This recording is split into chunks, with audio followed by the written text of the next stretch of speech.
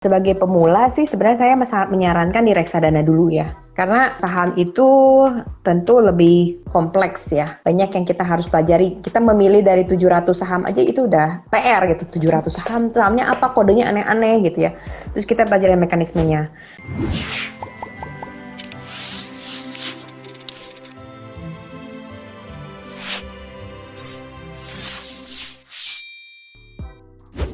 Keuntungan dan kerugian reksadana dan saham apa itu? Mungkin pengen belajar investasinya.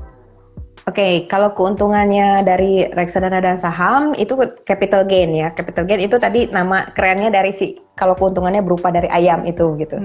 Jadi teman-teman beli di saat lebih murah, dijual di saat lebih mahal gitu. Nah itu keuntungannya dari sisi pasti reksadana dan saham ya. Tapi juga ada di sisi lain, reksadana dan saham ini juga termasuk aset yang liquid dibandingkan dengan properti gitu ya, kalau teman-teman banding properti. Nah jadi kalau mau dijual sahamnya liquid, cepet gitu, tinggal dijual mungkin paling lambat ya 7 hari kerja deh untuk dananya bisa ditarik dari RDM. Sedangkan kalau reksadana tadi ada yang reksadana pasar uang bisa 1-2 hari kerja, tapi kalau dananya dibutuhkan untuk reksadana saham paling lambat sampai 7 hari kerja. Seperti itu. Mungkin sekitar paling bisa 3 hari kerja, tapi kalaupun paling lambatnya worst case-nya sampai 7 hari kerja berdasarkan OJK sudah ada peraturannya tuh paling lambat reksadana harus cair 7 hari kerja. Nah, lalu kalau dari kekurangannya ya, mungkin kekurangannya adalah teman-teman pasti selalu ada risikonya ya. Kalau saham ini kan saham itu banyak, ada 700 saham. Bisnisnya pun macam-macam, mulai dari bisnis perkebunan ya, bisnis bank, bisnis konstruksi, properti. Jadi itu semua kan bisnis yang ada bentukannya dan pasti di saat pandemi ini dampaknya terhadap setiap bisnis itu bisa berbeda-beda ya. Ada yang bisa tetap jalan, ada yang lagi stop atau ada yang melambat aja. Nah, jadi kerugiannya tentu kita akan berpengaruh terhadap harga saham kita nih. Mungkin harga saham kita bisa jadi lebih rendah saat ini ketika kita beli sebelumnya. Gitu. Jadi akibatnya kita bisa jual rugi. Atau yang kedua, bisa jadi nanti sahamnya ini anggap aja perusahaannya misalnya mengalami kasus hukum ya, atau mungkin bangkrut, atau tidak mau lagi mengumumkan sahamnya di publik gitu ya, delisting. Nah, jadi bisa saja nanti ketika sahamnya tadi kita punya, misalnya anggap aja di sebuah bank gitu ya, ternyata banknya sudah ada kasus hukum. Nah, ini harga sahamnya bisa turun atau sama sekali misalnya freeze, disuspend. Itu mengakibatkan dana kita menjadi tidak liquid.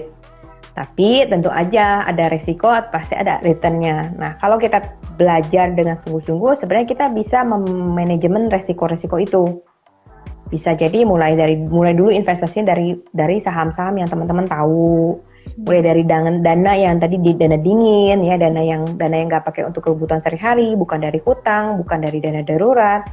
Lalu juga nggak usah banyak saham dulu atau nggak usah banyak jenis reksadana dulu, mulai dari 2 atau 3 dulu aja. Tuh, misalnya teman-teman saham udah cukup 2 atau 3, atau reksadana mulai dari 2 dulu atau 3. Untuk pemula yang ingin invest, lebih baik coba di reksadana atau saham, Mbak? Oke, untuk Larissa sebagai pemula sih sebenarnya saya sangat menyarankan di reksadana dulu ya. Oke. Karena saham itu tentu lebih kompleks ya. Banyak yang kita harus pelajari. Kita memilih dari 700 saham aja itu udah PR gitu. 700 saham, sahamnya apa, kodenya aneh-aneh gitu ya. Terus kita pelajari mekanismenya. Sebenarnya bisa mulai dari reksadana, karena pertama reksadana ini udah dikelola sama manajer investasi. Jadi ada orang profesional, ada institusi yang profesional, yang orang-orangnya di dalamnya semua udah tersertifikasi, punya knowledge, punya pengalaman untuk mengelola dana. Lalu dananya teman-teman ini nanti akan disebar, gak cuma ke dalam satu produk tapi disebar. Jadi contohnya seperti reksadana saham itu 80% minimal ada di saham, 20% sisanya disebar antara ke deposito, ya obligasi, atau juga mungkin ke obligasi swasta ataupun juga obligasi pemerintah. Sedangkan kalau misalnya reksadananya mau yang lebih rendah lagi resikonya, misalnya buat pemula mulai dulu aja dari reksadana pasar uang. Nah, tadi reksadana pasar uang Larissa bisa mulai dulu testing nih. Misalnya masukin dulu aja, misalnya 100.000 gitu ya, testing reksadana pasar uang kayak apa sih, sambil pelajari mekanismenya, cara untuk membaca fund fact sheet-nya. Fund fact sheet itu seperti sebuah detail lah ya, detail. Misalnya teman-teman beli reksadana, anggap aja reksadana Manulife A gitu ya. Nah itu di dalamnya ada apa aja sih si Manulife ini, fund fact sheet-nya. Dia si manajer investasi ini taruh dananya itu di saham apa, mayoritas di saham apa, di obligasi apa. Nah itu kita akan diterima laporannya setiap 1 bulan sekali. Jadi akan lebih mudah untuk kita memonitor reksadana kita ini performanya seperti apa, minimal sebulan sekali.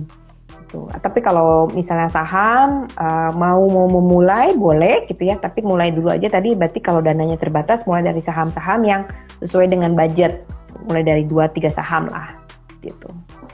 Oke, nah tadi itu bahkan bisa dimulai dari 100.000 ya Mbak?